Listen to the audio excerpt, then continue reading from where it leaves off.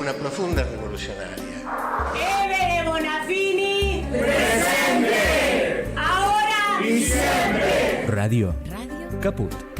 Eve le dio mucho amor a Radio Caput. Esas cosas. Radiocaput.com. Estás conectado. Estás en Caput.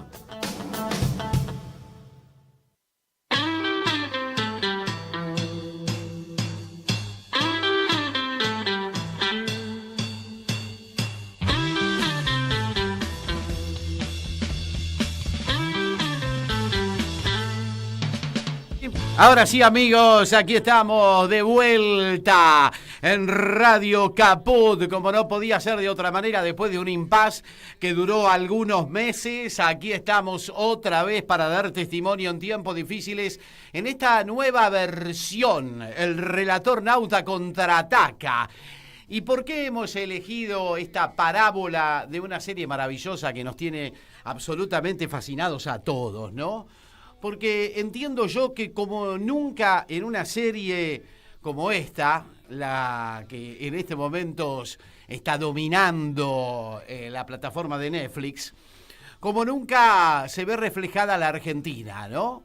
A través de una historia que fue escrita hace tiempo ya por Héctor Germano Oesterheld, con la pluma maravillosa también de Solano López en los dibujos y demás.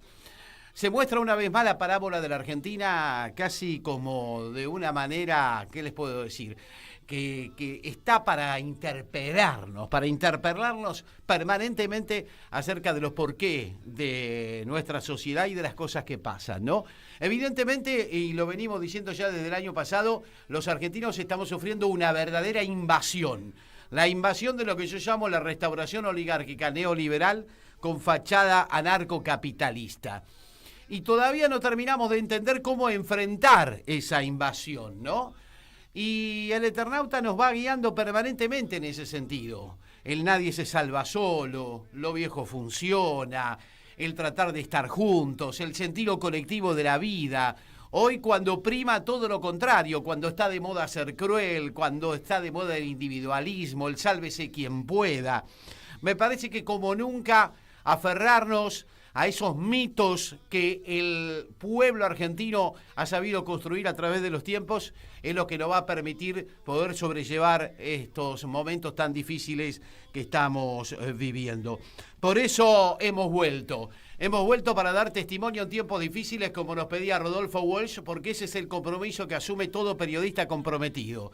Y hemos vuelto en este formato que nos permite Radio Caput y su director Juan Martín Ramos Padilla, con el gran Martín Loza al comando de las bateas, para dejar nuestro sello, para que no pase inadvertido el hecho de que todavía tenemos cosas para decir. Aún en medios de comunicación que pueden parecer pequeños, insignificantes, todo llega.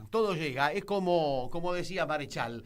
El pueblo arroja esas botellas al mar con mensajes que más tarde o más temprano otras generaciones retoman para sí y le dan sentido y le dan vitalidad, como ha pasado con el Eternauta, que no por nada estaba allí. Y alguien se decidió a recogerlo y a darle el valor que esa obra maravillosa tiene y a ponerla en parte de la discusión del debate de los argentinos hoy en día. Lo tenemos al Topo Rodríguez como invitado, así que la presentación tiene que ver con eso, con contarles cómo viene este año para nosotros y la apuesta una vez más aquí en estos micrófonos maravillosos de Radio Caput a través del streaming, por supuesto, siempre en YouTube.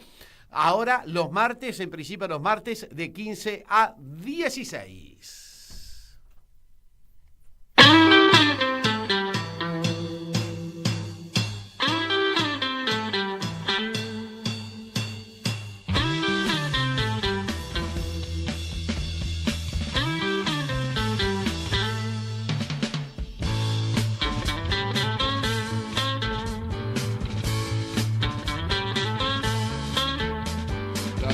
Que te da la vida, da un tiempo para decidir, eligiendo inteligentemente, todo el mundo podrá ser feliz. jugo de tomate frío. Muy bien, ahí está el relator Nauta Contraataca y lo tenemos a nuestro primer invitado del año, como no podía ser de otra manera, porque es un amigo de la casa, el gran Alejandro Topo Rodríguez, diputado nacional, mandato cumplido del peronismo federal. ¿Cómo andás? Bien, gracias, Topo, Javier, ¿qué te por la parece invitación. la idea? Excelente, te felicito por esta nueva etapa, por la nueva denominación, que no solo no pierde la identidad, sino que la refuerza y la actualiza. El relator Nauta Contraataca. Felicitaciones por esta nueva etapa.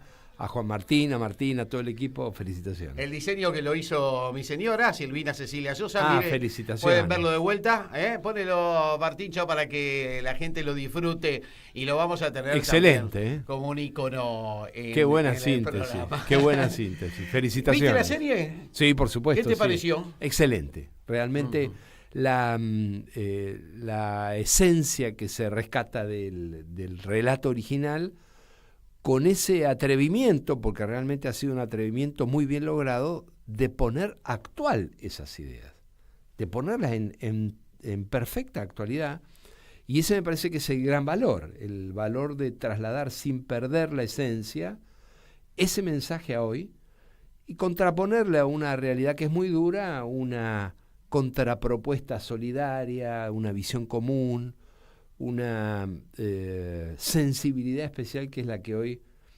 falta difundir y compartir en la Argentina. Me parece muy, muy interesante. Ahora, justamente me pasa con la serie del Eternauta, que es un éxito extraordinario, todo el mundo habla de ello, Sí, sí. En la oficina, en las casas, los hijos, los padres. Me pasa un poco lo que me pasaba con la película 1983, ¿te acuerdas de la película de Darín? Claro, sí. Sobre el juicio a las juntas, Sí. que también fue un éxito en los días previos a la elección, que terminó consagrando a un modelo cultural que es totalmente contradictorio con lo que presenta esa película o con lo que representa esta serie. Entonces la pregunta que me hago es, ¿por qué nuestro pueblo consume una cosa y después vota otra? Bueno, da para analizarlo. El caso de 1985, el caso del Eternauta son 1985, tenés razón. No, 1983 decía yo. íconos del arte y la cultura que de alguna manera van poniendo sobre el pensamiento social algunos ejes que rescatar y que actualizar, pero también hay que tener la prudencia, en algunos casos la humildad de ir escuchando qué es lo que va marcando la sociedad. Y para ir de lleno a lo que está pasando ahora en términos electorales. Sí, sobre todo después de la elección del domingo, ¿no? Bueno, da la sensación de que Milei está representando un poco menos de un tercio del electorado de la Argentina. Uh-huh. Es un candidato que en la elección PASO de 2023 sacó el 30%, en la primera vuelta obtuvo también el 29,98%, en la ciudad de Buenos Aires el candidato de Milei obtuvo el 30%, es decir, es una primera minoría, te diría intensa, pero que deja un campo necesario para la reflexión y para la construcción de alternativas, que no es menor. Entonces, frente a la enorme cantidad de recursos que el oficialismo tiene en las distintas alternativas electorales, también hay que ir contraponiéndole una alternativa distinta, una alternativa solidaria, una alternativa que en base a la unidad pueda ampliar las visiones y las propuestas para la Argentina. Y bueno, es un proceso democrático que requiere precisamente ese tipo de esfuerzo y de creatividad. ¿Y cómo analizás los resultados vistos y considerando esta elección en la ciudad de Buenos Aires, que fue legislativa, ¿no es cierto? Hay que tener en cuenta el motivo de la elección, y algunos considerando que quedan después de la misma. En principio, el alto ausentismo, ¿no es cierto? La falta de participación de la sociedad porteña en una elección que no registra antecedentes. En ninguna otra elección legislativa hubo tan baja participación. Y por supuesto que los análisis al respecto son muchos. ¿Cuál es el tuyo? ¿Por qué vos creés que la gente no participó, no fue a votar en un modo importante. Casi la mitad del padrón no fue a votar. Sí, no sí. es poco, ¿no? No es poco. El primero llamado de atención es hacia aquellos que, como si la realidad fuese un pequeño tablero de ajedrez, van definiendo fechas de elecciones por separado o de acuerdo a su propia visión de la realidad. Bueno, la verdad que si hay que votar cada 2 años, lo más razonable es tratar de unificar esas fechas. Le salió mal a Jorge Macri. Lamentablemente la provincia de Buenos Aires ya avanzó también con un desdoblamiento de fecha. Se le está planteando a la ciudadanía que tiene que ir más de una vez a votar, y a mí me parece que eso es un punto importante. Lo segundo, que hay que hacer una reflexión profunda en la relación entre la situación material de importantes sectores de la sociedad argentina y su disposición a participar. Pareciera ser, los primeros datos indicarían que hay una correlación preocupante entre la disposición a ir a votar y el nivel socioeconómico.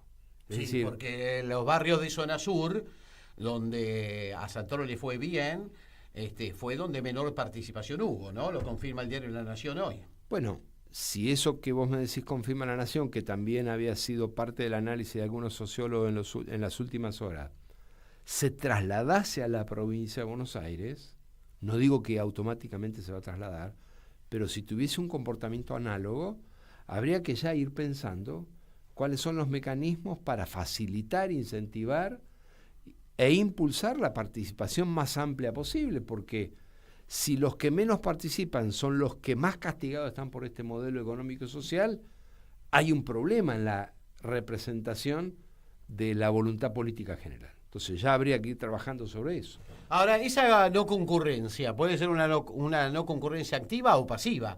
¿Puede pasar que también la gente está diciendo algo al no ir a votar? ¿Está mandando un mensaje? Sin ninguna duda, hay una crisis de representación que no solo está a nivel de la superficie, sino también en el no hacer.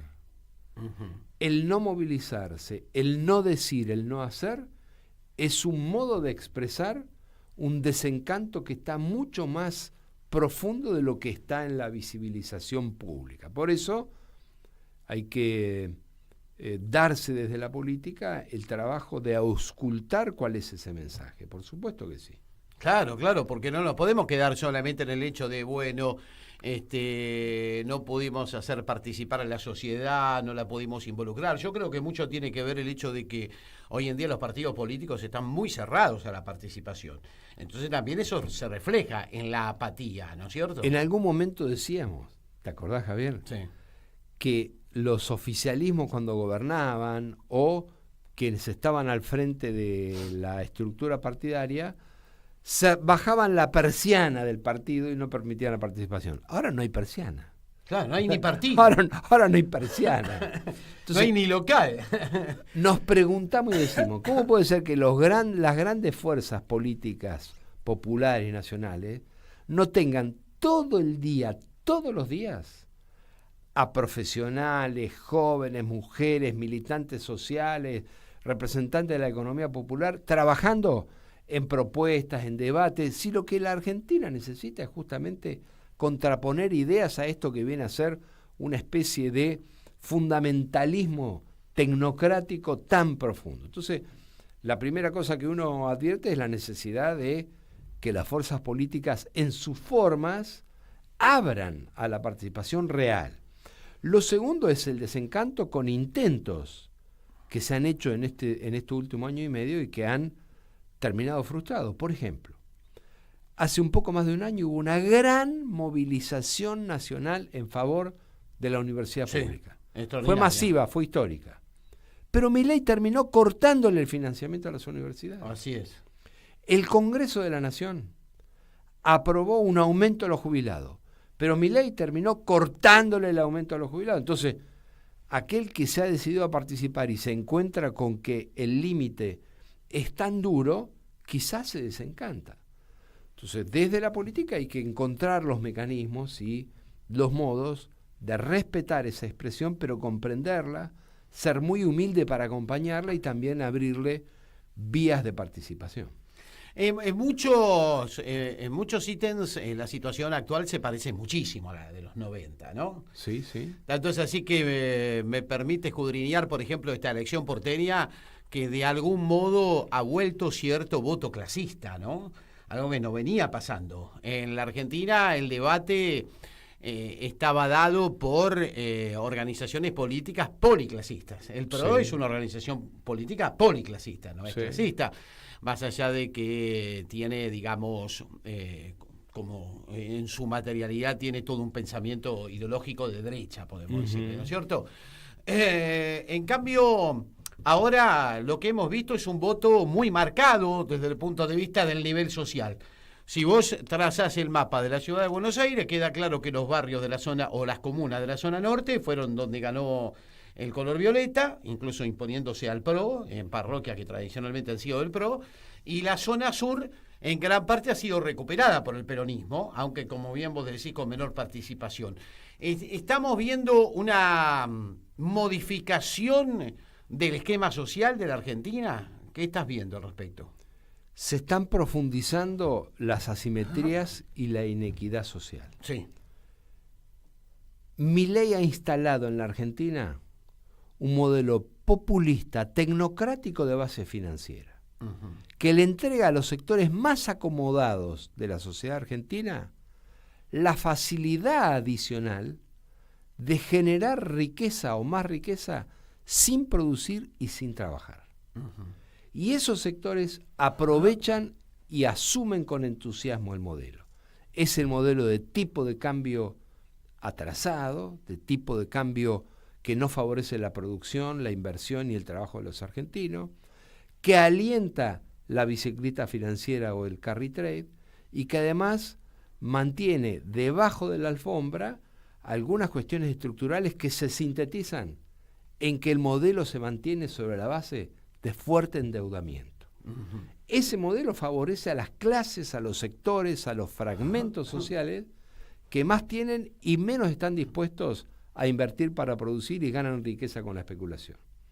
Por fuera de eso, hay un sector, especialmente la clase media trabajadora, que es el que está cargando, jubilados y activos, el que está cargando con la enorme cuota o con el más importante porcentaje del costo que este ajuste está imponiendo sobre la sociedad. Y desde ese punto de vista, sí, se está configurando un esquema de sostenimiento social muy concentrado de este modelo económico, que tiene su contraparte política también. Acá hay un nuevo partido. Es la Alianza Libertaria Conservadora, que tiene a Milei y la Libertad Avanza a la cabeza, sectores cada vez más importantes, yo diría hoy muy mayoritarios del PRO, un sector muy significativo del radicalismo, y esa coalición, cuya conducción está en cabeza de Milei, se está quedando con ese voto de centroderecha que hoy ya es más de derecha, reaccionario y antiperonista y antipopular. Bueno, hay que ir construyendo la alternativa, que todavía no está construida. O sea que vos visualizás que más tarde o más temprano el proceso electoral en la Argentina va a ser una especie de antinomia Milei-anti-Milei. Sin duda, porque especialmente lo que desata la diferenciación es el impacto de los resultados de las políticas de Milei. En la Argentina se necesita, especialmente en una elección legislativa como la que viene, ponerle límites a las políticas de Milei. Y para ponerle límites siempre están las elecciones legislativas. Son una buena oportunidad para ponerle límite a los oficialismos cuando traspasan esa línea de la cual hemos hablado recién. Ahora, uno lo que está viendo en general es que esa minoría intensa que hoy tiene el gobierno está como dominando la cancha, está en ofensiva, está protagonizando, y hay una sociedad muy afectada por este modelo económico-social que la está mirando de afuera. Entonces la pregunta es cómo se hace para, de alguna manera, recoger todas esas demandas, unificarlas y plantarse frente a esta ofensiva, ¿no? Sería la pregunta, porque hoy lo que vemos es una gran fragmentación política. a contramano del mensaje del Eternauta, con poco sentido colectivo en la respuesta, más con demandas individuales, donde los egos individuales de muchos políticos priman por sobre el conjunto. Entonces la pregunta es cómo hacemos para terminar confluyendo todos aquellos sectores que estamos siendo perjudicados por esta política económica y social, ¿no? Para llegar a eso hay que buscar acuerdos. Y para encontrar acuerdos hay que tener sobre la mesa los ejes que permitan un diálogo y una ¿Son solo acuerdos común. de cúpulas? ¿Son solo acuerdos No, de dirigentes? esto tiene que ser un acuerdo social muy amplio y un frente que antes que electoral tiene que ser social, productivo, también tiene que ser generacional y luego traducirse política y electoralmente. Pero tiene que ser una coalición social que se exprese en un frente político con una expresión de carácter electoral. Y esa diversidad tiene que construir o constituir una unidad frente a la unidad que ya gobierna en la Argentina. Hay una nueva coalición política que se ha unificado en torno a las políticas más feroces de Milei, que conforman este modelo que es el modelo populista tecnocrático de base financiera. A ese modelo hay que contraponerle un modelo popular, un modelo de gobernabilidad basado en la solidaridad social, en la producción y el trabajo de la Argentina, y que tiene que expresarse sobre la base de la expresión de sectores múltiples, pero en unidad, que se exprese política y electoralmente en unidad. Ahora, por ejemplo, vos que sos un conocedor del campo, de lo que se llama el campo, ¿no? Fuiste ministro de Asuntos Agrarios de Scioli en la provincia de Buenos Aires. Hoy esos sectores productivos están siendo muy perjudicados por la política económica social de Milei, ¿no? El campo, el turismo, otros sectores productivos, los industriales exportadores.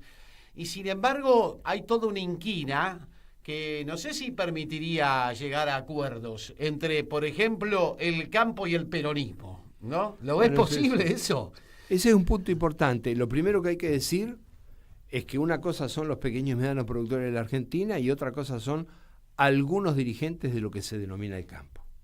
Yo estoy convencido de que muchos esos dirigentes de lo que se considera el campo hoy en la Argentina estarían dispuestos a dejar que los pequeños y medianos productores se fundan en silencio antes que oponerse a un gobierno antiperonista. Ahora, también las distintas versiones y las distintas corrientes del peronismo y de las fuerzas populares tienen que dar un paso de crecimiento para comprender que el pequeño y mediano productor, el que invierte para producir, por ejemplo en el interior de la provincia de Buenos Aires, no es un adversario, sino que es un hombre que invierte para producir y tiene una visión que debe ser complementaria con la visión más urbana del peronismo. Del mismo modo que es importante que muchos comprendan por fuera del Gran Buenos Aires, los que miran desde la provincia del interior o las otras provincias del Gran Buenos Aires, que el Gran Buenos Aires es un ámbito donde mujeres y hombres se levantan cada día a la mañana para tomar un transporte, producir, trabajar, donde la producción industrial es la base, sigue siendo la base del trabajo, y eso debe ir a integrarse con la Argentina desde el punto de vista territorial mucho más amplio. Ahora, sí, el gran desafío es integrar a muchos sectores productivos, sociales, gremiales, sindicales, que hoy quizás no tengan la visión unificada, pero que están sufriendo las consecuencias de estas terribles políticas de Milei. Claro, claro. Hoy por hoy asoma el peronismo como el sector político que confronta con el gobierno nacional. Claro que el peronismo no es uno solo, son muchos peronismos. ¿Qué te permite pensar que el peronismo vuelve o puede volver a reconfigurarse como alternativa, ¿no? a este planteo que tarde o temprano se va a dar en la antinomia Milei-anti-Milei? Hay una situación muy particular y especial en la provincia de Buenos Aires. Sí. El peronismo, ¿Es la madre de toda la batalla, como se dice? No hay ninguna duda. En octubre, antes en septiembre, pero luego en octubre, el peronismo de la provincia de Buenos Aires tiene el enorme desafío de construir una propuesta amplia basada en la unidad para confrontar con el modelo de Milei, que viene sobre la base de conformar una alianza entre la Libertad Avanza, sectores del PRO y quizás algunos sectores del radicalismo, a imponer su propia visión de una Argentina dividida, una Argentina para pocos, una Argentina basada en despreciar la solidaridad. Frente a eso hay que contraponerle una propuesta amplia basada en la unidad. Bien. Primero, digamos, poner el caballo delante del carro. Es decir, no hablar de nombres, sí de propuestas primero, dirías vos. Yo creo que ambas cosas hay que hacer. Hay que poner sobre la mesa nombres, pero junto con eso, propuestas y una visión de la Argentina. El peronismo tiene que tener eje en una consigna, que es ponerle un límite a Milei.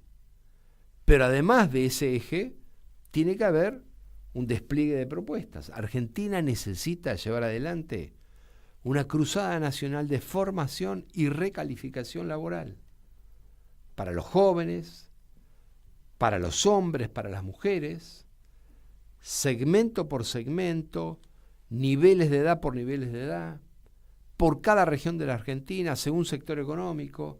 Tenemos que darle a nuestros hombres, a nuestras mujeres, a los jóvenes, mejores herramientas para insertarse en el mercado laboral cuando el peronismo vuelva a ser gobierno.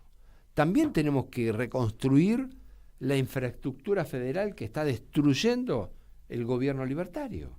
Porque acá no es que hay menos plata para obra pública. Se eliminó el mantenimiento mínimo de la infraestructura federal.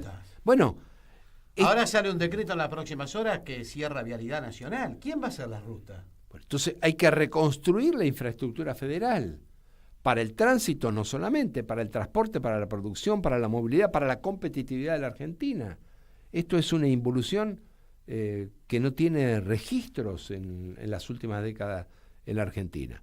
También hay que darle a la Argentina un modelo económico que permita invertir para producir. Por lo tanto, tiene que haber un tipo de cambio competitivo que permita el impulso a la producción nacional y el trabajo de los argentinos. Bueno, ese debate también hay que darlo. No solo ponerle un límite a Milei, sino ir esbozando lo que significa la construcción de un modelo alternativo. Bueno, Topo, sabemos que tenés el tiempo cortito, pero te agradecemos mucho que hayas estado en nuestro primer programa del año. No va a faltar oportunidad para que nos vuelvas a visitar. Y bueno, ¿sos optimista más allá de todo esto que estamos viviendo?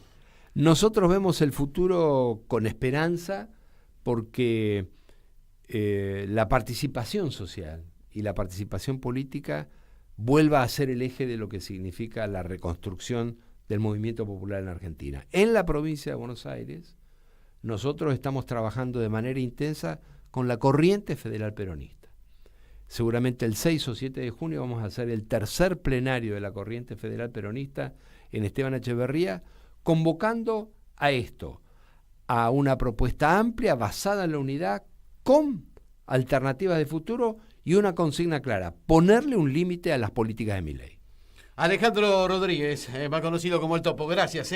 Gracias, La seguimos en cualquier momento. Muchas gracias. Así que nuestra primera visita del año aquí en el Relatornauta Contraataca.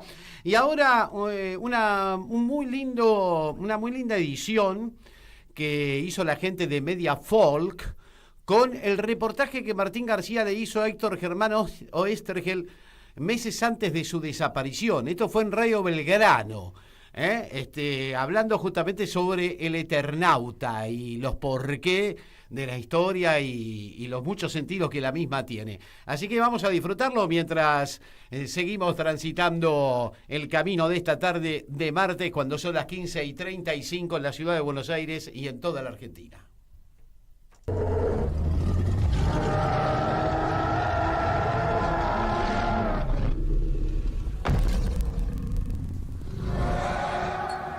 El Eternauta.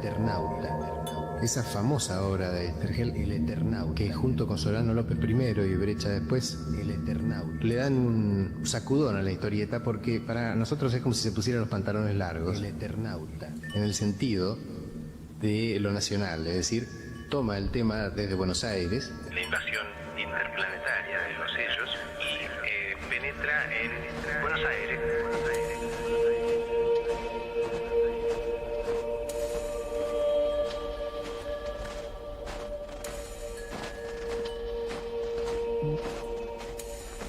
Arranca la historia con la invasión de los ellos que se manifiestan por primera vez con la nevada, cuyos copos matan todo lo que tocan.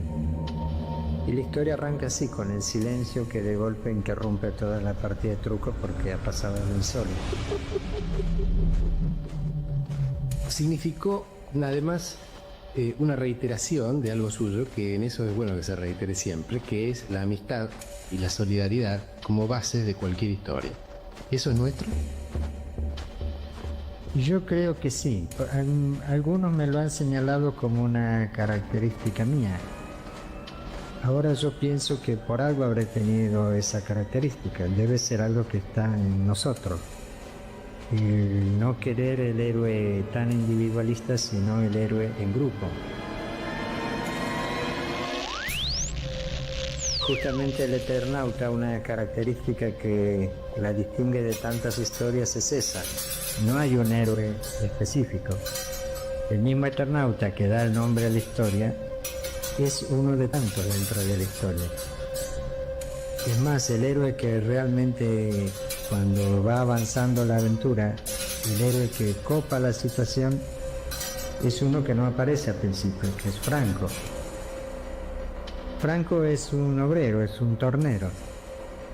Él es el que junta la capacidad de acción y la decisión de actuar. A la vez, él es el solidario con todos y es el que trata de resolver el problema tan tremendo que plantea la invasión. En el Eternauta hay unos personajes muy especiales que de pronto cobran una humanidad tremenda, valga el término de humanidad, porque son extraterrestres, que son los manos. Los manos, para los que no leyeron la historia, son unos señores medio pelados que son, digamos, los oficiales de los sellos que comandan la invasión al mundo, que tienen unas manos impresionantes, llenas de dedos, con las que manejan los teclados con que mandan a otros seres a atacar a los humanos.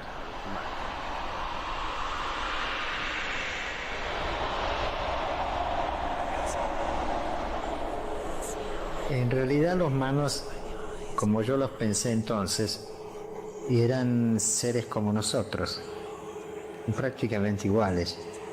Tenían también sentimientos, tenían amor por las cosas sencillas y tenían las mismas cosas que nosotros. Solo cuando el mano está seguro ya que se muere, que ya cometió el error de asustarse, porque ahí está su debilidad. Cuando se asusta, muere. Cuando ya sabe que va a morir, entonces puede franquearse con los terrestres.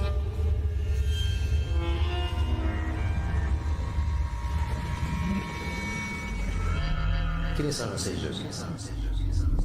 Eso es algo que queda a la imaginación de cada cual. Y yo no la voy a traicionar a la mía explicándolo cómo era. Justamente por eso quedó ese nombre, que ni siquiera le puso un nombre de fantasía, sino simplemente los ellos.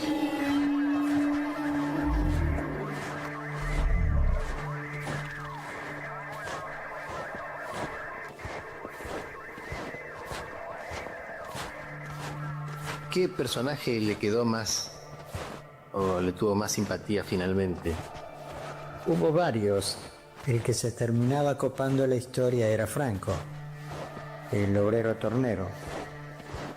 Él es uno de los que por algo me salió así. Otro personaje que quizás era yo metido en la historia era el historiador Mojoca. El pobre tipo que trata de escribir la historia de una cosa tan tremenda que lo sobrepasa por todos lados. El mismo Eternauta, Juan Salvo, también en cierto modo me está reflejando la preocupación por la familia, por los hijos y por todo ese Buenos Aires que se le muere de pronto. No sabría decir cuáles, porque si me pongo a pensar en cada uno, en Favalli o en todos los que van apareciendo, cada uno me resulta especialmente querido, lo mismo como los mismos manos. Qué maravilla de testimonio de Héctor Germano Estergel en una entrevista que le hacían Martín García y otros colegas allí en Radio Belgrano en el año 76, meses antes de la desaparición de este genio, ¿no? A quien hoy disfrutamos en la versión de la serie para Netflix que ha desarrollado Bruno Estañaro, y que hay que felicitarlo a Estañaro por lo que ha respetado la historia y cómo le ha dado esa vuelta de tuerca de hacerla actual, ¿no?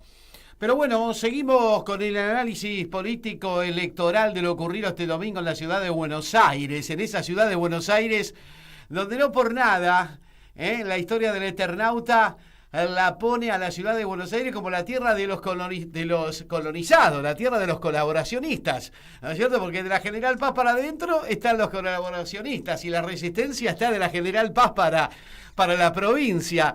Y ya lo tenemos a Roberto Tito Bachmann, titular del CEOP, hombre de consulta, de análisis, de encuestas, para hacer este análisis que queríamos desarrollar sobre las elecciones en la ciudad de los colaboracionistas. ¿Cómo te va, Tito? ¿Qué decís? ¿Bien? Sí, no es la ciudad de la resistencia, diríamos. El planteo de la resistencia venía de la periferia al centro. Y yo creo que todos esos guiños de Oestergel en la serie tienen que ver con el contenido político que a esta altura de circunstancia podemos decir es similar en aquellos tiempos a los de ahora, ¿no? Así es. Hay similitudes muy importantes, ¿no es cierto? ¿Qué significa la colonización? Cómo te coopta, ¿no es cierto? Y qué significa ser colaboracionista. Es muy interesante el planteo, te deja mucho para pensar. Aquellos que alguna vez leímos las historietas cuando éramos chicos y cuando éramos adolescentes en la segunda etapa, ¿no? En esta que estaba contando. Pero es verdad, era una historieta donde no había un héroe. Él tenía una historieta anterior que se llamaba Ernie Pike, cronista de guerra.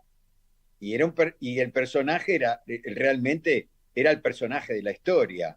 En el Eternauta, Oesterheld no tiene un personaje central de la historia. Todos son personajes porque son héroes colectivos. Y es un canto al colectivismo, mirá qué importante. Sin dudas. Yo recién charlaba con nuestro invitado de hoy a la primera media hora, el Topo Rodríguez, y le decía, a mí me pasa con esta serie lo que me pasaba con la película 1985, ¿no? Que también fue un éxito. Sí, ahora, así es. Todo ese éxito de la película, de la serie, no se ve reflejado en los votos. ¿Por qué? ¿Qué pasa?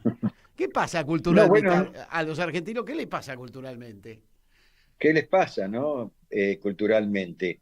Bueno, acá hay un fenómeno muy particular que empezó a darse en el año 2021.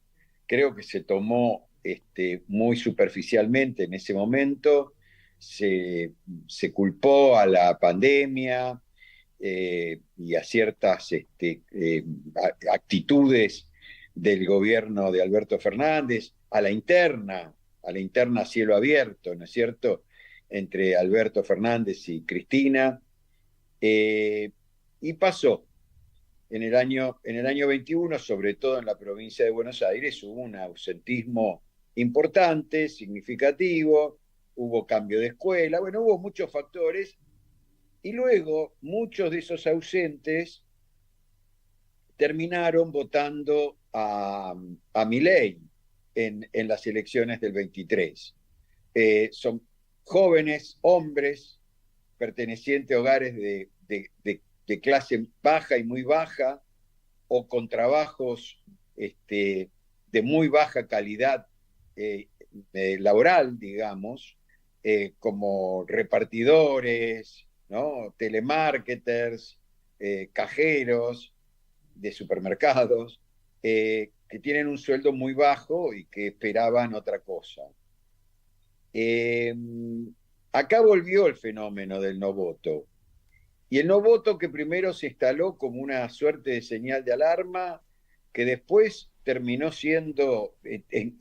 terminó encontrando un héroe individual, a decir de Oesterheld, que los iba a salvar, y pensaron que Milei, que venía con la varita mágica de la dolarización, iba a ser, les iba a dar libertad.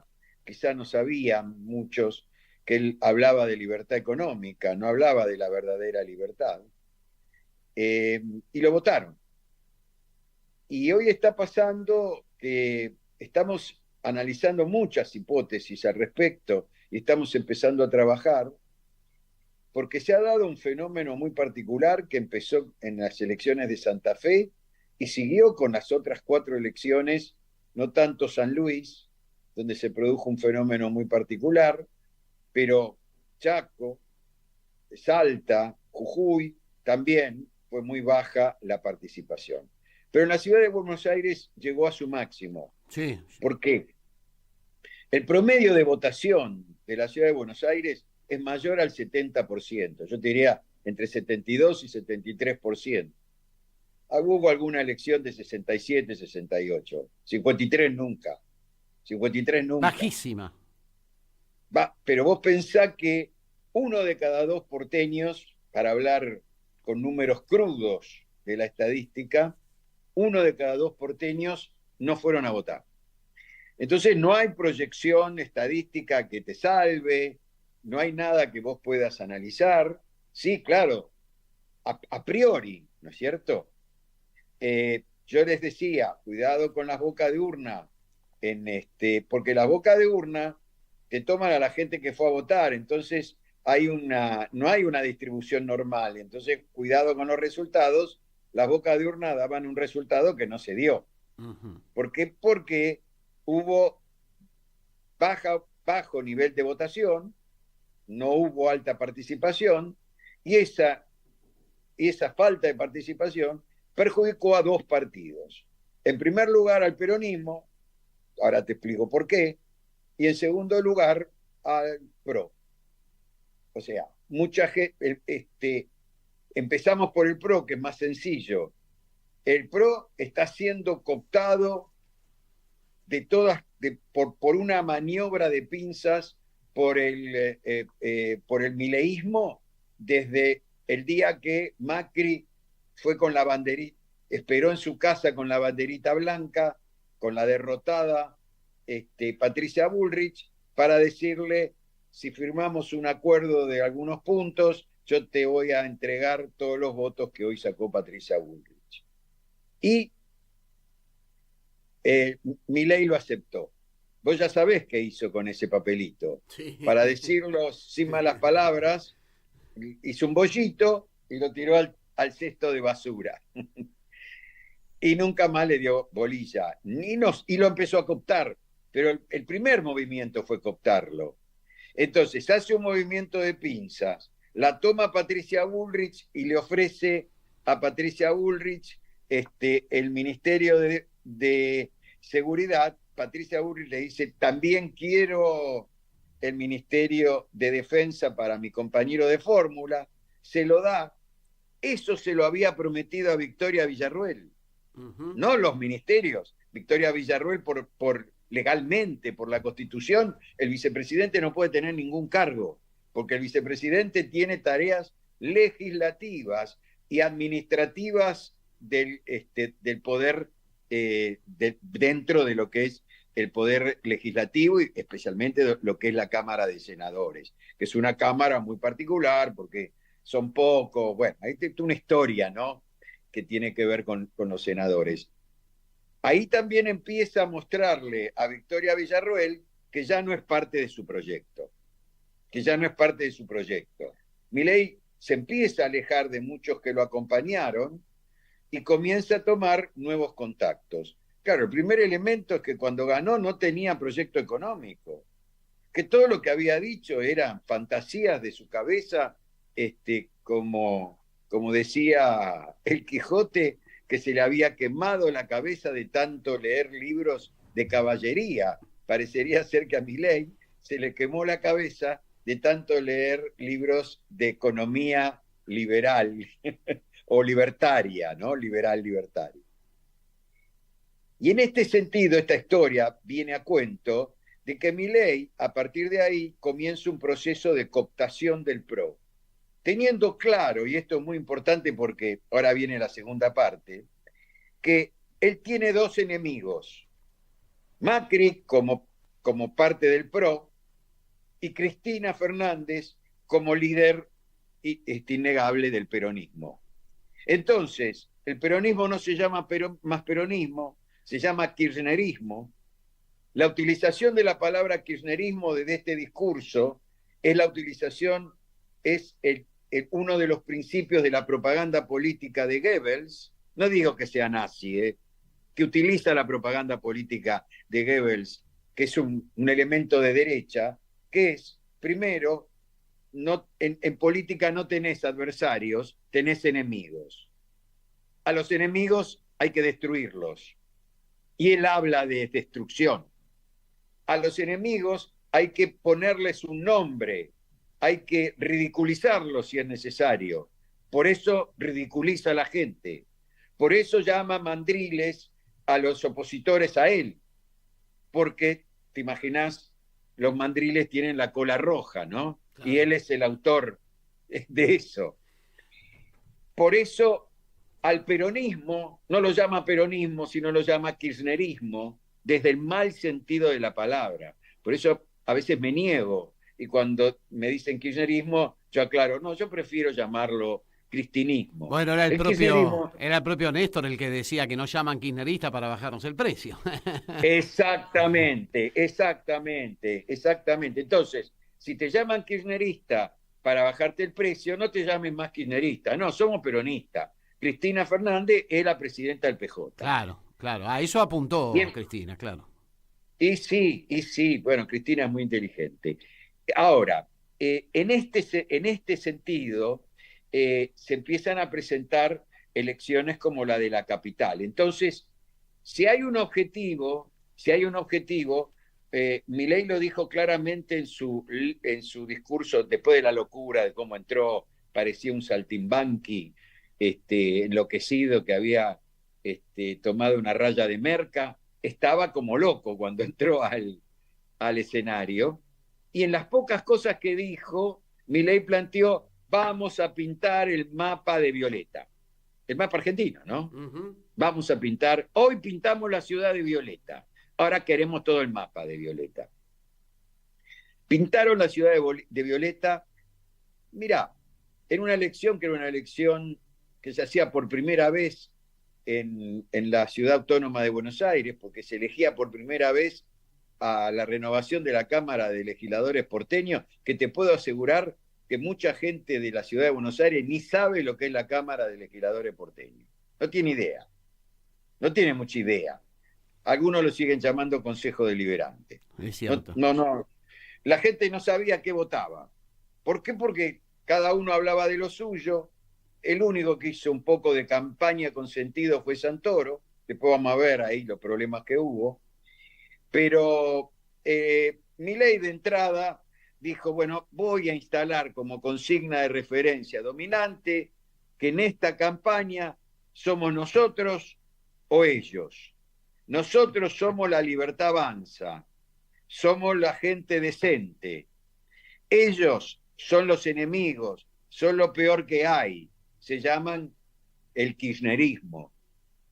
Y así como alguna vez con sorna y con un poco de creatividad, Herminio Iglesias le prendio fuego a un cajón en un acto que fue muy criticado, que yo no es que lo defendí, dije, por esto fue una gotita más que rebalsó el vaso.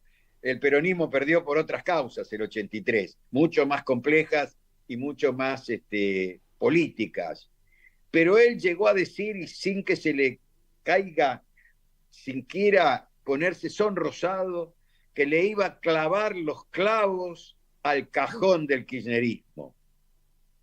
Entonces, si no me decís que está usando los principios de la propaganda política de Goebbels, fíjate lo que dijo. Pero finalmente le clavó los clavos al cajón de Macri, más que el del peronismo, ¿no es cierto? Bueno, porque él tiene que clavar los clavos a los dos cajones. Él tiene dos enemigos. Cristina, que representa al cristinismo, peronismo, kirchnerismo, como lo quiera llamar, y Macri, que representa a un sector de la derecha que él quiere cooptar. Empezó cooptando a la gente, a tal punto que hoy, si vos haces una pregunta a nivel nacional, por ejemplo. También la podés hacer en cualquier lugar. ¿De qué partido sos simpatizante? La Libertad Avanza triplica en simpatizantes perceptuales, ¿no? Al PRO. Esto es un logro. Entonces, en la ciudad de Buenos Aires, ¿qué fenómeno se produjo? Se instala esta consigna de referencia dominante. Santoro no entra en ese juego. Santoro sigue adelante con su campaña, que es tratar de mostrar una ciudad, la búsqueda de una ciudad distinta, y termina ocurriendo un fenómeno muy particular. Siempre y definitivamente, como te dije, cuando hay tan poca participación, lo más común es que haya alguno más perjudicado que otro, porque no se distribuyen los no votantes de manera proporcional a los votantes. Y en este caso, ¿qué ocurrió? En todas las comunas clásicas del peronismo, todo el sur de este lado, no importa cada uno del lado que esté, todas las comunas que tocan el riachuelo, digamos, hasta llegar a la General Paz, esas son las comunas clásicas peronistas, fueron las que menor participación tuvieron. Hubo lugares como el barrio Padre Mujica, ex Villa 31, o el barrio 11-14, donde la participación no pasó del 20%. ¡Qué floja! En Lugano, la participación 40%. En La Boca había escuelas que a las 11 de la mañana no había llegado nadie a votar. Se miraban, tomaban mate y torta frita. No venían. Después llegaron algunos. En esos lugares que el peronismo los ganaba clásicamente, lo volvió a ganar. Lo volvió a ganar Santoro, pero por pocos votos. Al bajar la participación, la diferencia se achicó. Claro. En el centro, donde la campaña de Santoro fue más efectiva, centro de la ciudad, no te hablo del centro, sí. Lo que nosotros llamamos centro, ¿no? Exceptuando Caballito, que no sé qué cosa rara ocurrió. Pero en el resto de los barrios, Villa Crespo, Chacarita, Villa Ortúzar, Villa del Parque, ¿no? Parte de Villa del Parque, sí, ¿no? Villa Santa Rita ganó, no Villa Devoto, donde yo voté ganó Santoro, voto. Villa Santa Rita. Claro que Villa Santa Rita ganó Santoro, y por lejos. Entonces, ¿qué hizo? La campaña de Santoro convocó mucho más a la clase media que a la clase baja.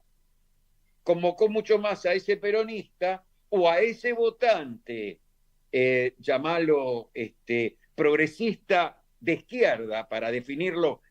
Vos decís progresista, hay progresistas de derecha también, ¿no? Progresistas de izquierda que habitan en toda esa zona, muchas asambleas barriales, Saavedra, por ejemplo. A partir de ahí, pasó que en las comunas clásicas que ganaba históricamente el PRO, ganó por muchos votos la Libertad Avanza. ¿Por qué? Porque la Libertad Avanza puede hacer una campaña sin decir nada, porque a su núcleo duro no le importa lo que diga, ni lo que diga vos, ni lo que diga yo, ni lo que digan las estadísticas del INDEC. Todo lo que dice Milei está bien. Son fanáticos ese núcleo duro. Son los que creen que Milei que esto viene bien, que este es el camino. Vos fijate lo que decían hoy los que hablaban en el congreso ese que armó AmCham. Yo los echaría del país, AmCham, por inmiscuirse en las cuestiones internas. La Cámara de Comercio de Estados Unidos, ¿qué tiene que venir a decirnos lo que hacemos bien o lo que hacemos mal? Tito, se nos va terminando el programa. Bueno. Quería agradecerte mucho, como siempre, el análisis. Lo último, tampoco es que hubo una ola violeta. Digamos, hay una minoría intensa. No.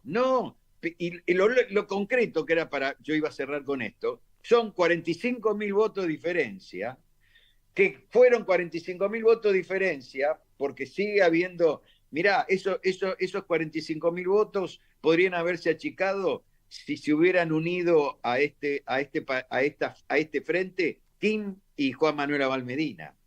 Claro. Segundo, si hubieran votado más en los lugares que había más peronistas. Sin embargo, la elección de Santoro, no políticamente, sino técnicamente, fue muy buena. Ganó 2 diputados del distrito, 2 legisladores porteños, y se convirtió en primera minoría. Y hoy el jefe político del peronismo de la capital, que se llama Juan Manuel Olmos, tiene la llave de la gobernabilidad de la ciudad de Buenos Aires, porque es con quien tiene que negociar finalmente el PRO. Claro. Porque con la Libertad Avanza las cosas cada vez se están poniendo más complejas. Roberto Bachman, gracias, la seguimos en cualquier momento. Dale, un abrazo. Un abrazo. Roberto Bachman, titular del CEOP, analizando las elecciones en la ciudad de Buenos Aires. Bueno, nos vamos, Martincito, el cierre del programa con el tema ese que te pasé de él mató un policía no motorizado, también de El Eternauta. La seguimos el martes que viene, Gracias a todos. Ha vuelto el relator Nauta Contraataca para dar testimonio en estos tiempos más que difíciles. Nadie podrá con nosotros, porque nadie se salva solo.